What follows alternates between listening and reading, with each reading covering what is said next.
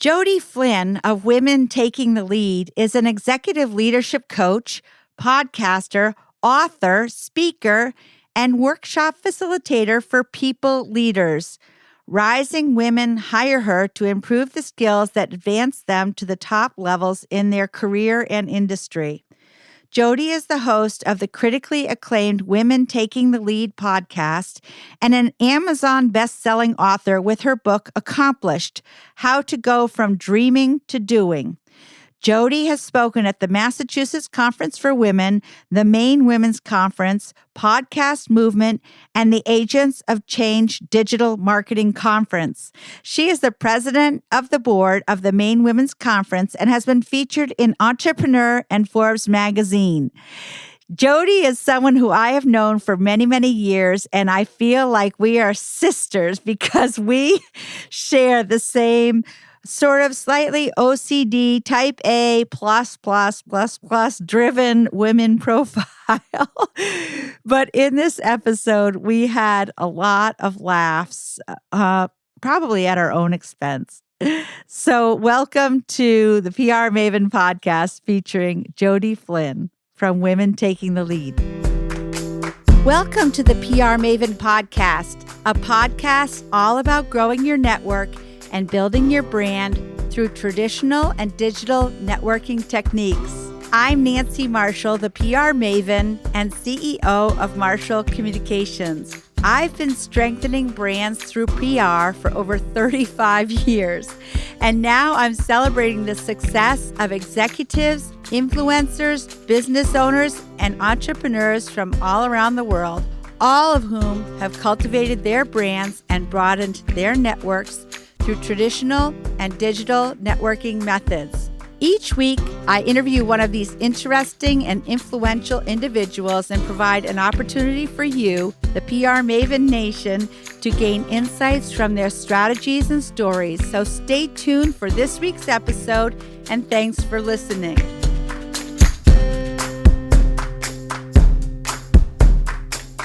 Okay, so Jodi, to kick things off, tell us about your career and how you got into it in the first place. I would say, and I bet a lot of people can relate to this, is it took a circular route. Like, I was not the person who was like, I'm going to be a nurse and became a nurse, or I want to be an actor and became an actor. I was the person who was, I don't know what I want to do. I know what I'm interested in, followed that route. So the 10,000 foot version is I studied psychology, but it became apparent to me at some point I was only going to qualify for social work, which was not my burning passion and was not what I loved about psychology.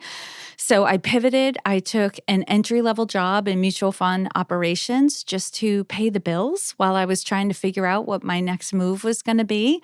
And it turned out to be an environment that really worked for me. And my personality being, I'm self-described as a type A personality. So I would agree with that. I think you and I both kind of have that same personality. There's a lot of us out there, Nancy. Type A+. Yes. As soon as I start talking about the tendency, perfectionism, people pleasing, needing to be in control, having our lists and our calendars and really being on top of things. And all of a sudden people will start chuckling and be like, oh, yeah. You're speaking my language. We're easy to identify once you start talking about a few things, but it was definitely an environment that worked with me. I'm also from a large family, so I have no problem working with people of different age groups, personality types. It was just kind of like being at home, like, okay, let's just go with the flow. This is how they work and who they are, so no problem. I know how to do that. So it was good for me, and I was promoted very rapidly. And then I discovered coaching towards the end of my corporate career, which was really great. It was almost like the universe conspired. I discovered coaching. It was what I loved about psychology, human development, the way our brains work, behavior, really just going after discovering like what's our optimal, what can we be at our best and all of that. And then my company went through 2 acquisitions and I found myself in a position where my job was going to be outsourced. But by then I was like, yay, like I'm ready for this. And I got a severance package and a stay-on bonus that supported me to get my certification in coaching, build up a little nest egg for my first year in business, which was really good because I didn't have any business experience or education at that point. So it was a baptism by fire that first year. And so now I was 10 years in my corporate job and I'm, coming up on my 10-year anniversary in business too. So now I've had 10 years of coaching and even that has had evolutions, not as dramatic as like going from, graduating with my degree in psychology to working in mutual fund operations to going into coaching. But it definitely has evolved as I've grown, as I've gotten to know myself better and gotten to know my ideal clients better. My business has evolved in that regard. I'm glad you mentioned that because more and more as I learn about marketing, of course, I've known about marketing. That's what I've done my whole life. But the more you know your target avatar or persona and really intensely focus on that avatar, the more successful you'll be, don't you think? Absolutely. I would even say the more specialized I become in my business, it has me stand out as a coach. I think a lot of people feel like I need to be a generalist. I can coach anybody about anything so that I don't turn anybody away. And so everyone knows I could coach them. But in reality, when you say something like, I can coach anyone on anything, you're saying nothing in particular about yourself. You don't stand out. And I would say what has really worked in my business, especially in the last few years, once I hit on, the clients that get the best results working with me also share my personality type of being type A. They're perfectionists. They're people pleasers. They like to be in control. They put themselves last. When they're up against a big goal, they're not taking good care of themselves. And, once I realized that and I started really marketing towards that, I actually get called on more often now for coaching, be it from an organization that wants me to coach one of their people, or if somebody in my network identifies one of their friends or colleagues who's suffering in the way my clients will typically be suffering, feeling burnt out and overwhelmed, or like they're losing their personal life for their career. They go, "Oh, I know exactly who you should be working with," because that's who I work with. Yeah, isn't that great? Well, they do say the riches are in the niches. I would agree with that for sure. And the other thing that you mentioned is, you know your avatar so well because you would be your avatar in a way. Yes. And there's something called the white knight strategy, which is if you think of yourself as being the one to swoop in and rescue someone from their greatest problems or what keeps them up at night. Yes. So that's really how you've positioned yourself. Absolutely. Absolutely. And, I would earlier in my business, because I worked, I said I had no business acumen when I started my business. So a few years in, I hired a woman who was successful in her coaching business to learn from her and, what had worked for her to adapt her strategies and skills. And one of the things she says is like, you really have to go back to your own journey.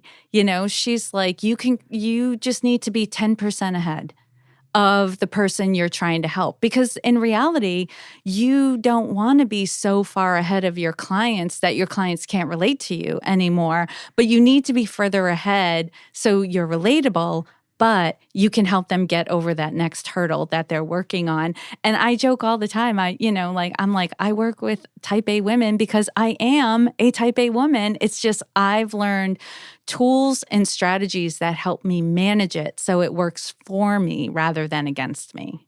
Yeah, well, you talk about how you want people to be able to relate to you, and you can so relate to them too because you are like them, right? Absolutely, because it's and it is funny because we do start laughing about it, but they'll be talking about what's really paining them in their life and, the agony and the suffering and all of that.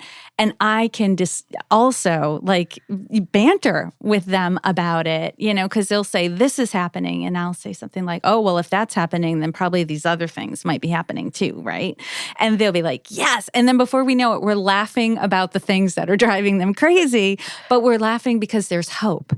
Right? I understand it. There is a way, and they're not alone. They're absolutely not alone. And that's the funny thing is like a lot of us believe like I must be the only one who suffers. And I do have clients who, even prospective clients, where they're like, am I crazy? Am I the only one? Right. Like, does anybody else go through this? I was like, oh, you are not alone. You are not. You belong to a robust community. You just haven't met them. Or because I think we just tend to do that. We tend to isolate, especially type A women. That we have what I call this behavior of being the lone wolf.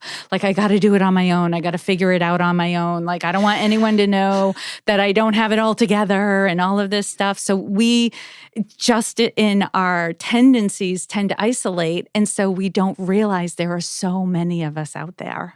Well, yeah, and we're isolating ourselves because we're so busy trying to accomplish our to-do list, which is like way more than a human should try to accomplish in a day. Unrealistic expectations are the name of our game. All right, so tomorrow I'm going to write a book, and then I'm going to make an audiobook and an ebook and an online course. Because I should have gotten it all done yesterday, so now I got to push it off till tomorrow, but I'll get it done tomorrow, yes.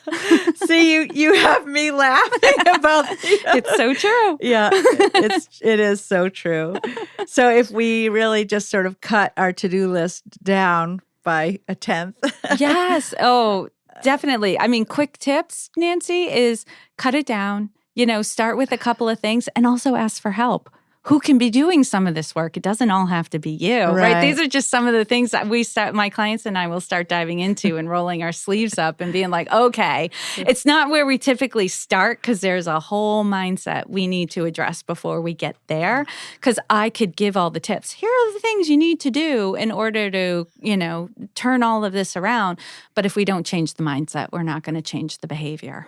Right, totally. Mm-hmm. And the other thing is that we should be working on almost replacing ourselves at work too. So if we try to do everything ourselves, then people coming after us in the organization aren't going to ever learn from us. So we have to actually turn things over and even let them fail. Right. And this is part of what I was talking about earlier, where we think we're the only ones. We think we're the only ones with this drive and ambition. And we lose sight of the fact that there are probably many people on our teams who are dying to get more responsibility, to take some of the things that we're doing off our plate so that they can prove themselves too. That's part of the mindset that I talked about we have to change before we can change the behavior, is to recognize that other people are looking for opportunities to help and want to help us and want to prove themselves so that they can get promoted and rise up. Right. Mm-hmm. Well, I've had really good experience just recently with young women just coming out of college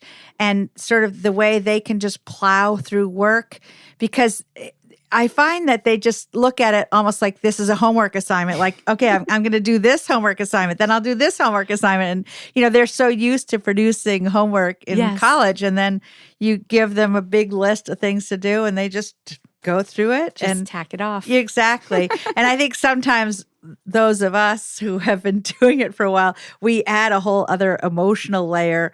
Like instead of just looking at it as like this one assignment, mm-hmm. we overcomplicate it. Again, that's the perfectionism in us too. Yes, because we also have to have a wow factor to everything we're doing. Like people, like if we hand something in, people can't just go, great, it's done, thank you. Like people have to go, wow, you're amazing. How long did you spend on this? And if we don't get the wow, we're like, oh, wow, maybe I should have worked on that more.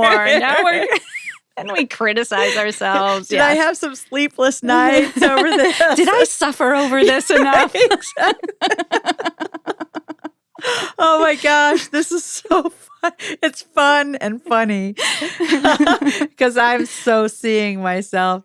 And part of my problem is I work so much better with when my desk is cleaned off. Yes. But to clean off my desk takes so much time because it's like, oh, I'll find a Post-it. Oh yeah, I was supposed to reach out to so-and-so. I better do that now. Or, oops, an email came in. I better respond. And then it's like the piles are still on my desk. You were busy. Yeah. Right? You were working. But at the end of the day, you're like, but what did I accomplish? Because I meant to do this. But right. Yes. And why can't I clean my desk off? Wow, Jodi. I know, we're fanning ourselves. I'm having a hot flash. It's so funny laughing about ourselves. Right? This is what I was talking about, right? This is the things we suffer over. But if we can be honest about it and talk about it, it's funny. Like, we're just like, okay, I have to stop this madness. But if we can laugh about it. Yeah. And take a deep breath. We can do something about it. Yes. I'm taking a deep breath too. So, Jodi, you've been so good at marketing yourself over the years. I mean, I've watched you, and I mean, I probably have known you for as long as you've been coaching and doing Women Taking the Lead. So, what is your best tip for PR, marketing, social media, or personal branding? Because I feel like you've established a very strong personal brand. That's a great question.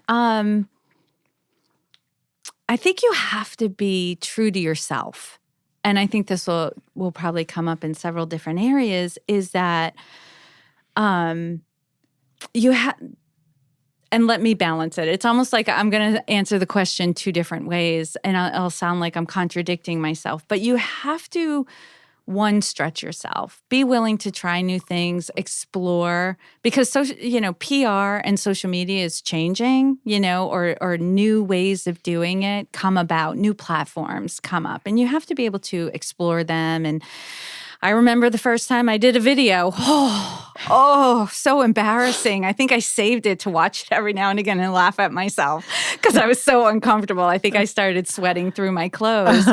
But then at the same time, you need to stay true to who you really are. Your personal brand is who you really are. So if you're a writer, then probably, public speaking may not be where you want to put tons of time and energy. Focus on where your zone of genius is and let that shine, and you'll attract the right people.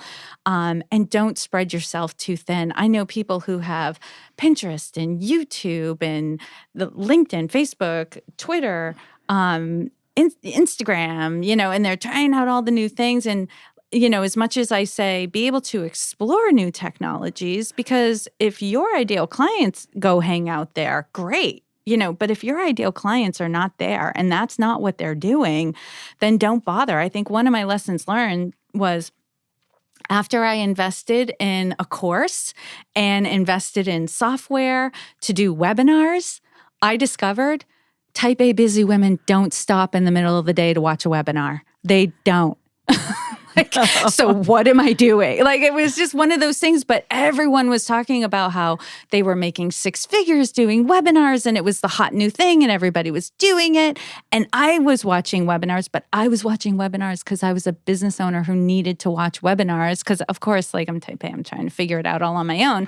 But I was watching webinars to discover, the best ways to market myself, but I wasn't really thinking about, do my ideal client, does my avatar do this, right? And so I would say, in terms of success in marketing, it comes back to that balance of being true to yourself, focusing on your zone of genius, and then really honing in on where are your ideal clients hanging out. Go there and leave everything else alone and don't worry about it.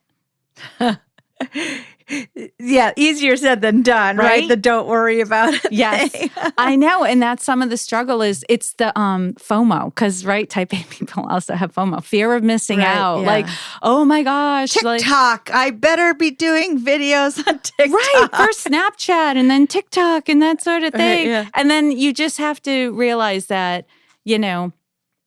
it's all an experiment. right? There's no real failure in success. It's all experimenting. And if you're going to be in business, you have to be willing to fail and fail and fail and fail and fail, but with the intention of learning from your failures and learning, kind of like a scientist, like we're just doing experiments. And if it turned out that my idea, like if all of a sudden my clients, like if 3 of my clients in the next few weeks said, "Oh, are you on TikTok? I've been checking it out and I'm there." I would be there, right? Exactly. I would be researching it, filling out a profile, starting to post. Doing that a sort of little thing. dance. Yes, I would do a little repetitive dance. Exactly. I would be posting it everywhere, but they're not. Right. That is not what they're saying. That's not where they're hanging out. My clients are going to conferences and they're going to their networking groups. And they're probably on LinkedIn. They're on LinkedIn, a little bit on Facebook, to connect with their friends and family, but primarily they're on LinkedIn and maybe a little bit of Instagram. Right, exactly. Well, that's very good thinking, is to go where your clients are. Yes. And be there. So how do you measure your success in your PR, social media, and marketing? Not well, but it's not sophisticated. I do look in the insights on different platforms and on my website, Google Analytics, to see what's going on. And I'm paying attention to my clients and what people are saying to me as they come into my business. I will ask them, "Where did you find me?" That sort of thing. A lot of times, though, because with coaching, typically someone's been following you for a year and a half, 2 years, 3 years before they reach out to you, like before they even let themselves be known as somebody who's following you. So by the time we get to that point where they're ready and they know I'm the coach for them and we're talking and I ask them, how did you find me? They're like, I don't remember. I know I'm listening to your podcast. I'm on your newsletter. I'm following you on Facebook or Instagram, but I don't know where I entered your business. But it is gratifying to hear they were supported in all these different ways, and that's probably what helped speed up the process, even though it is it's slow process compared to maybe somebody who's selling flowers or has like a product that they're selling, a tangible product. But at the same time, it's like, okay, it's worked. Like they're here, they're at my door. Great. Well, I just released an article actually on Forbes.com about how the buying journey has changed so significantly. And I gave the example of my father. When he used to buy a car, he would spend probably 6 months driving around to all the Ford dealerships and talking to all the salespeople. And I feel sorry for those salespeople because he would waste so much of their time, because basically he would just go and chat them up and decide which one he liked the best, and then ultimately which one would give him the best deal. Yes. And that's the one he would buy from. But he would spend months and months driving around. And as you said, now a lot of times you don't even know until somebody actually makes the purchase that they're even considering, because they're following you online. So that's a really good reason why all of us need to think about how we are projecting ourselves or our brand online, and Google ourselves and see how we show up. I came up with the term Googleability. You need to improve your Google ability. So I like that. That is definitely something you have to be mindful of, and being consistent, and showing up and doing it for a lot longer than you want to be doing it, knowing that, because I remember a coach one time saying to me, people are stalking you. They're watching. But they're not interacting. So you just have to keep showing up, knowing you are entertaining or educating somebody. You just don't know who they are right now. Right, exactly. And you will attract the right people and probably detract the people that you really don't want or, are not right for your brand. Absolutely. I remember somebody saying, actually it was when I was in training to be a coach, one of the coaches said, there's nothing wrong with turning people off. by saying what's true to you, right? She was talking about your personal brand, what's true for you, using your language, the language that your clients would use. She was like, it's great to turn people away because then they don't waste your time trying to figure out if you're the right coach for them because they self-identify. You've said or done something that turned them off. They know you're not the right one for them. Right, exactly. And it probably wouldn't have been an enjoyable experience working with them anyway. So she's like, do yourself a favor, turn people off. No, that's a really good point. Yes. That's a really good point. So, Jodi, what are some of your goals for 2020? Oh, that's a great question. Now that we're well into 2020. We are well into 2020. I do have some big goals for this year. So next week, I'm recording my book to make it an audiobook to put into Audible. Finally, now that I'm like 3 years in. And what's the book called? It's called Accomplished, How to Go From Dreaming to Doing. And it's my coaching system in a do-it-yourself format. So the book will take you through the coaching system. And it's so funny because somebody said to me, and they totally called me out, and there were reasons why I didn't get right to doing the audiobook. I have a couple of things going on, but it was definitely time. And somebody, I was having a conversation with, I think it was a friend's boyfriend, and he was just like, "Your book's not in Audible," and I was like, "No." He was like, "Aren't you a podcaster?" And I said, "Yes, but this, recording, equipment at home's not the same. I'd have to, it's a little bit more of a process." He goes, "No, but Jodi, the point is, most of the people who follow you listen to you. Don't you think they want to listen to your book?" And I was just like, "Oops. Oh." Gee. And yes. I could have had a V8. Good point. I was like, yes. And then all of a sudden I was like, okay, I must get this done. I'm going to create an audiobook. I'm also going to turn my coaching system into an online course to just be a little more nimble, to be able to offer it to more people. So if somebody doesn't have, the time bandwidth or the budget bandwidth to invest in private coaching, they can get a do-it-yourself online course that will have the videos and the worksheets and supporting material and all of that. And ultimately, this is building to, I also want to do more speaking, and doing it more nationally, being a paid speaker nationally.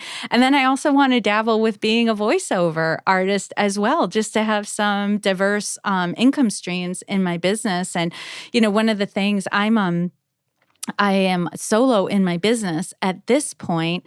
And, one of the struggles with that is getting consistent income. Being an entrepreneur and especially a solo coach, you'll have like that roller coaster ride of like, it's feast or famine, like tons of work is coming in, yay. And then all of a sudden it's like, oh no, what do I? And so I was thinking like, how can I diversify so that I have regular work coming in? So this is something I can do. So if I'm not getting a lot of coaching clients or I'm not getting a lot of gigs for doing workshops, that this is something I could do in my free time.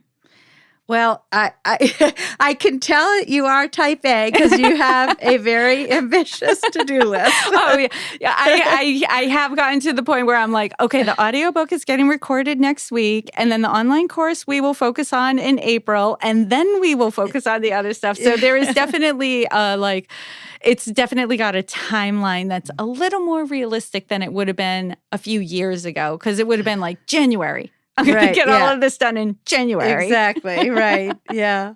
No, I feel you. I have a similar to-do list myself.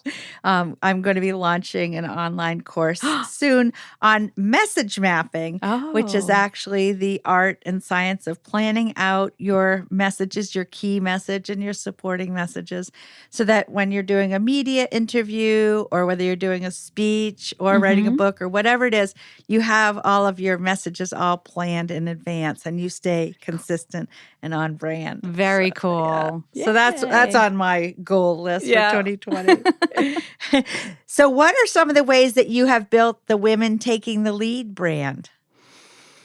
Oh, Nancy, you're hitting me with these good questions. Well, I will say the podcast has been great for building my brand because it's and my bandwidth because it's evergreen. It's out there, like we were talking before about like, ooh, it can be a labor of love. It can be intense having a podcast, but once the episodes are done and they're uploaded and they're being syndicated, like anyone can find them. And people like we are just a couple weeks away from me celebrating my 5-year anniversary of launching my podcast. So people can find the episodes I did 5 years ago now at any point. Including the one you did with me. Yes, I know. And that one was hilarious. I think we laughed as much as we've been laughing today. It's so good. Oh, and Nancy has some really good stories about falling downstairs. It's awesome. I'll never forget our interview because that was just like, wait a second.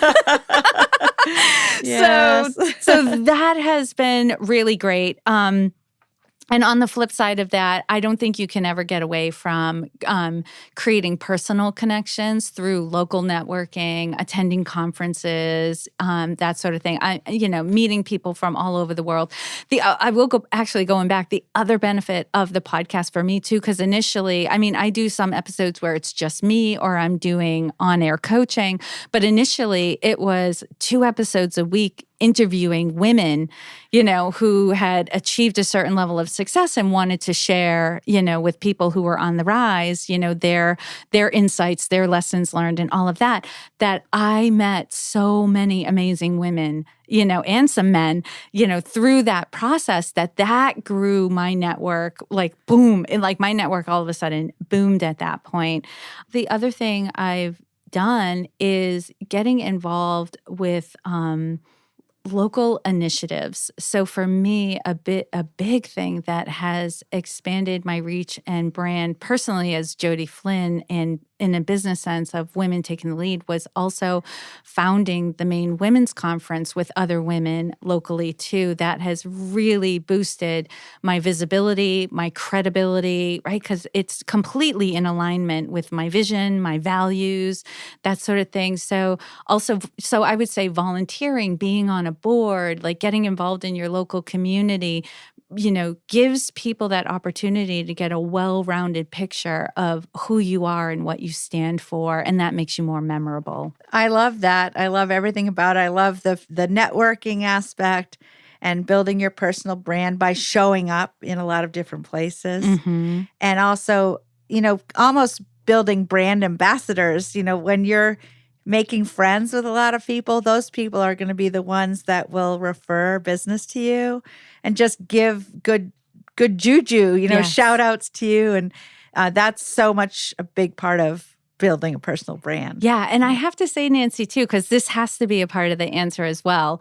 All of this would go largely unknown if it wasn't for social media and PR. Right? Because that's how we broadcast the message. So when I'm involved in events with the Maine Women's Conference or networking or conferences or new episodes of the podcast, all of that goes on the social media platforms that I'm involved in, and I'm letting people know about it. And the funny thing is that I'll see somebody at a networking event, or someone will email me to, touch base or get a connection, and they'll say things to me like, "Wow, you're everywhere. You're doing so many things," and yes, I'm doing things and I'm involved, but not to the extent it appears, because social media gives you that ability to stay top of mind, to stay visible with people. And when you're doing that, when you are visible and top of mind, unconsciously the message people are getting is you're still in business, you're still around, you're still a viable option. It's like what I've always said with PR, it's like the heartbeat of your organization. The fact that you just keep putting out news. Yes. It pumps the blood of the business. You've hired a new person, you've won an award, you've gone to a conference, you've done this. Yeah, it's like boom, boom, boom, boom, boom. This organization is still alive. Yes. That's exactly it. It just sends a message like we're still here, because otherwise people forget. Oh, yeah, especially because there's messages coming from so many other places too. And yeah, your competition is out there just knocking on the door. They are. I remember one time I went a little bit quiet just because I was a little bit new to social media and I was doing something. So I backed off a little bit. And then I saw somebody and they were like, "Are you still coaching?" I was like, "Oh, no, that should not be a question I'm getting. It should be obvious." Yeah. No. Well, on that note, we're going to be right back with more of our wonderful conversation with Jodi Flynn. But I want to share some exciting news about our new caller line. You can now call in to the PR Maven podcast listener line, 207-620-9075, and ask me a question, share feedback or ideas that we will play on the podcast, including suggestions of other guests that you'd like to hear on the podcast. So I'd love to hear from you. And also, I just want to take a moment for our book and things to do pad giveaway. So to win a copy of my book, PR Works, and one of our famous PR Maven Nation things to do pads, go to prmaven.com/giveaway and enter today, and you could be our next winner. So we will be back with more from Jodi Flynn in just a moment.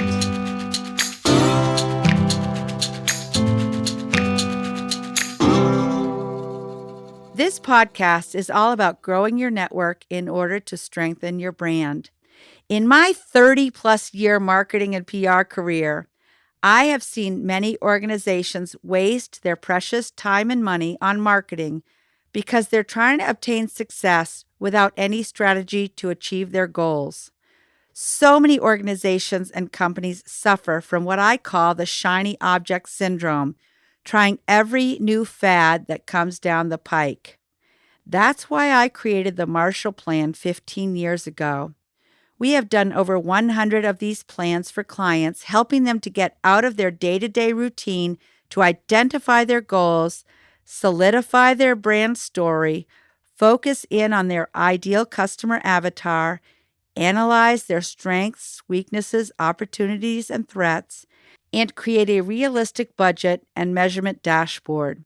We create the Marshall Plan collaboratively with our clients over the course of 3 months. We have a 65-step process to create a highly customized, actionable plan. And it's not like we come in and say, "We are the consultants from away and we know everything." Instead, we come in and say, "Let's sit down at the table with your leadership team and we'll bring our expertise in what's working in PR and marketing. And our client team brings their knowledge of what's working in their organization. And together we come up with a really amazing plan." For many, it's been a transformative process. I have watched how teams have come together and their faces light up because they have such a sense of accomplishment and they're so excited about the future of their organization. We help our client figure out the best way to implement the plan, sometimes using people within their organization and sometimes with our help. We would love to chat with you about how you can expand your network and achieve your marketing goals with a Marshall Plan. Go to marshallpr.com/marshallplan to learn more about the process, or better yet, send me an email at nancy@prmaven.com and we'll set up a time to talk and get started. And now back to our conversation.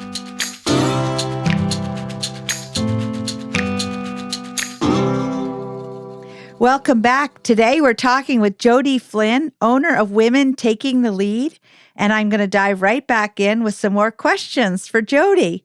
So Jodi, most successful people have a network of fans and followers, either online or in person, or as I advocate for both. Mm-hmm. Tell me, how have you built your network of fans and followers, and has it been a conscious effort or has it just happened on its own?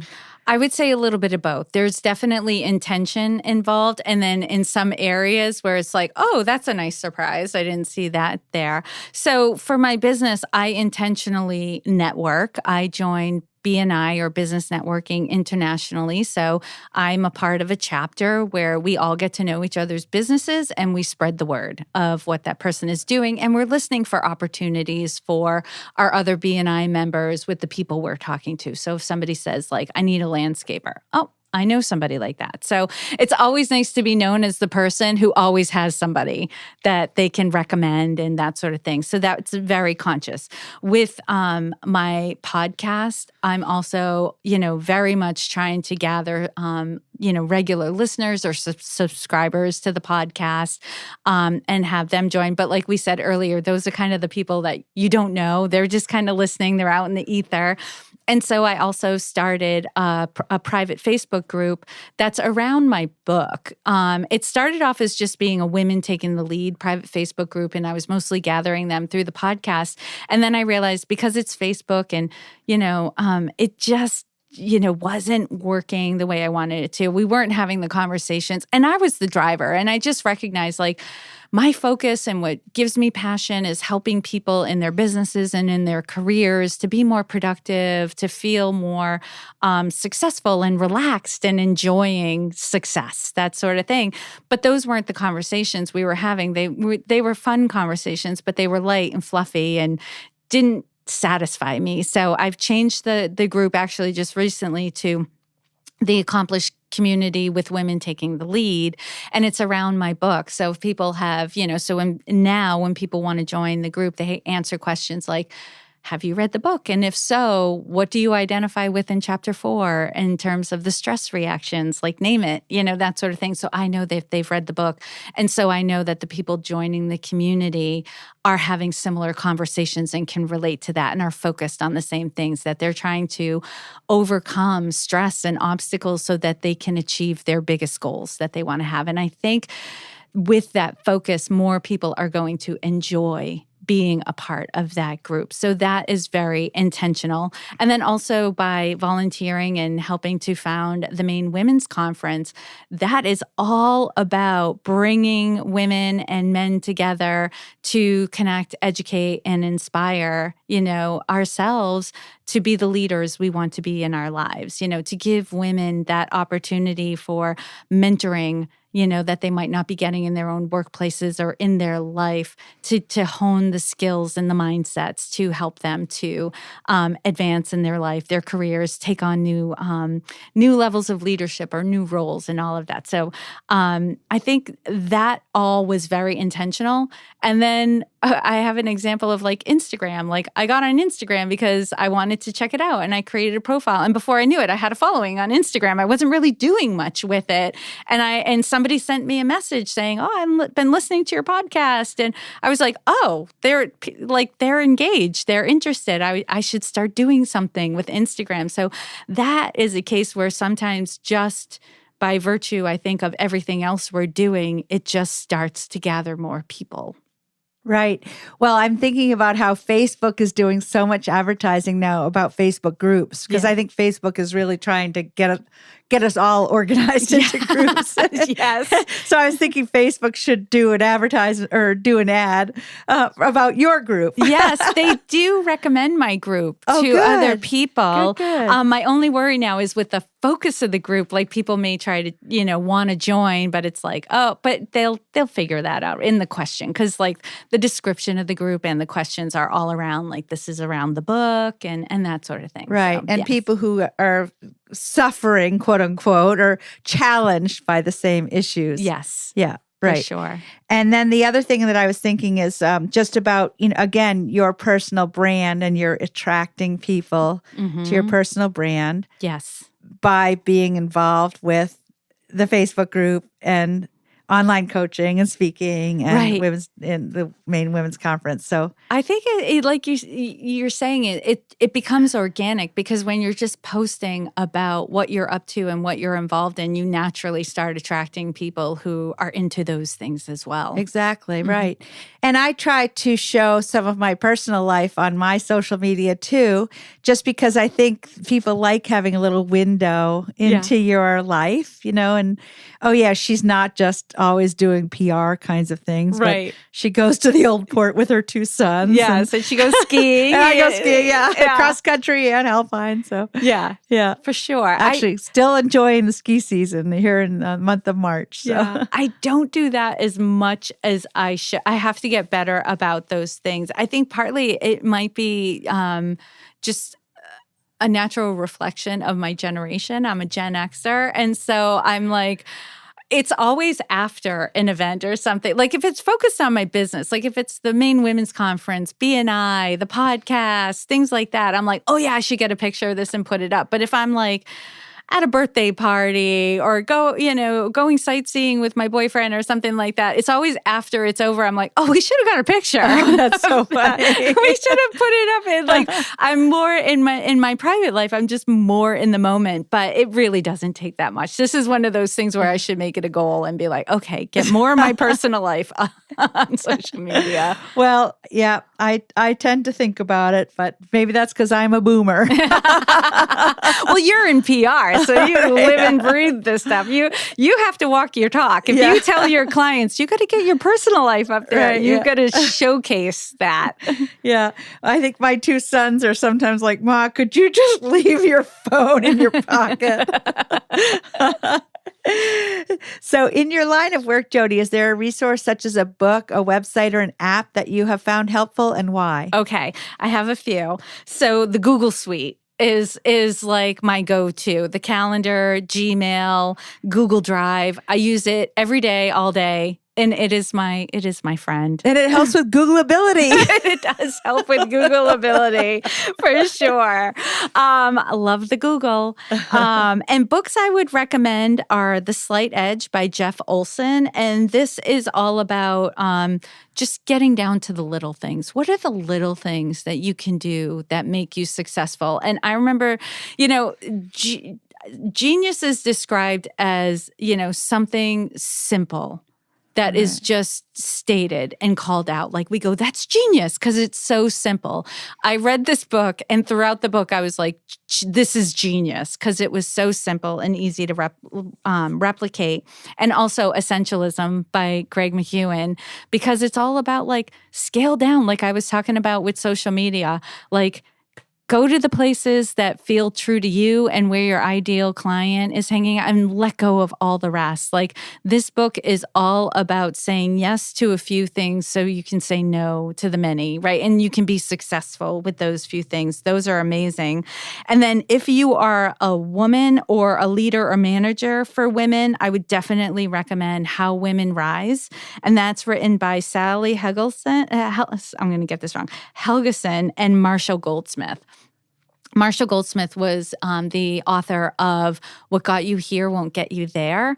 And How Women Rise came out of that because what they discovered was, and Sally's a partner in his business, when they took What Got You Here Won't Get You There out into the world and started doing workshops, what they noticed was not all the principles applied to women. Like women do have tendencies that are not the same as men. And in fact, they discovered that there were, I believe there were, of the 20 different tendencies that will hold leaders back, they found that specifically 4 of them, women not only did not have those tendencies, they had the exact opposite tendency.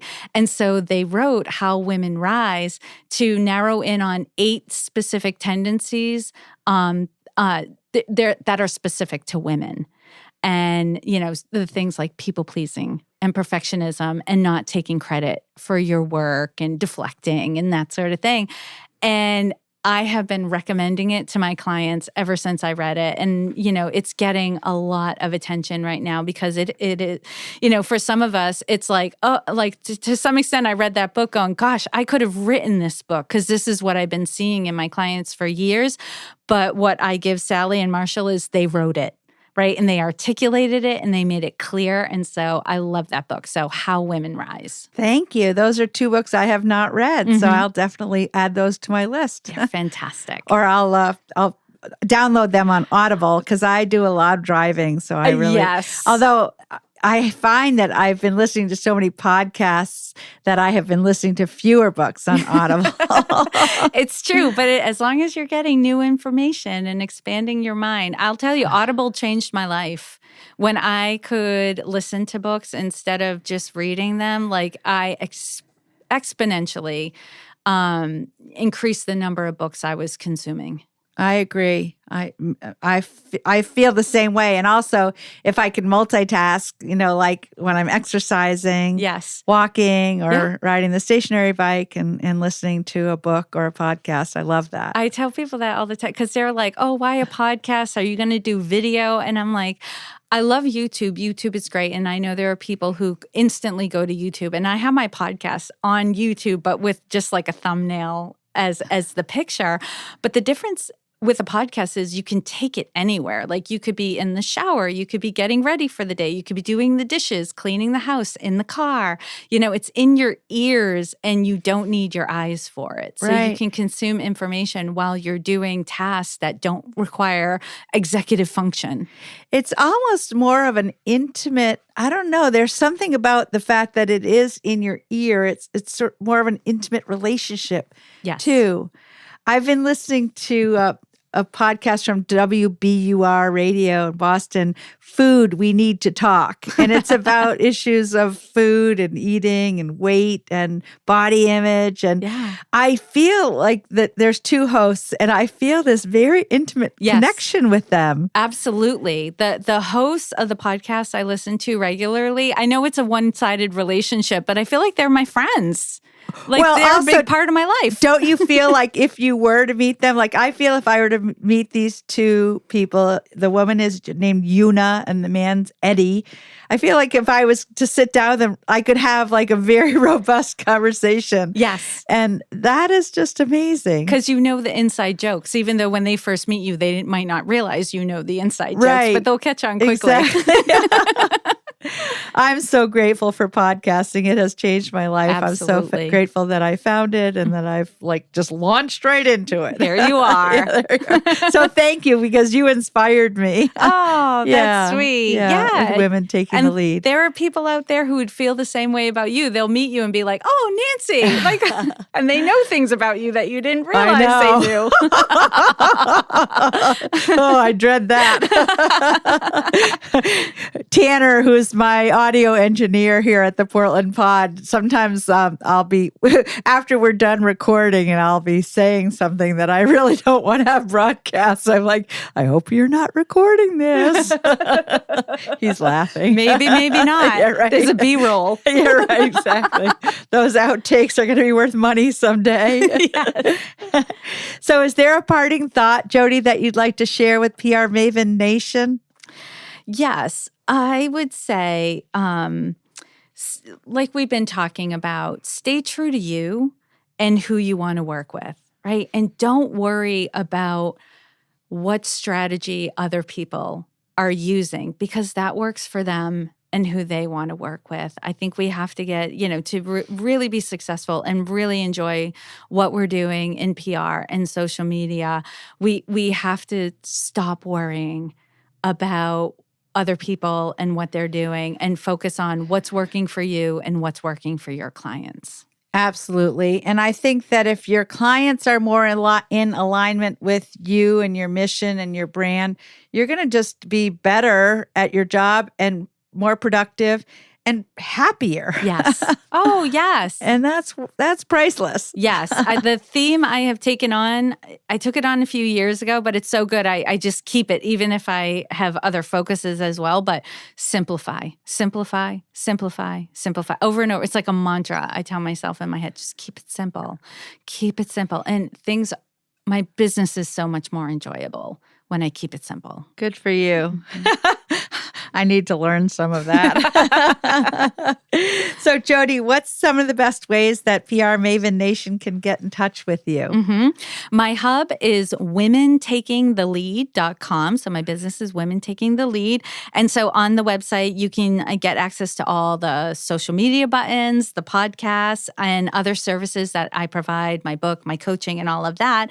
Or you can contact me directly via email. I'm at Jodi, Jodi, at womentakingthelead.com. takingthelead.com. And I love hearing from people. So don't hesitate. I often have people reach out and be like, is it okay that I'm doing this? And do you have to? I do, because I love it. I love when people reach out to me. So do so.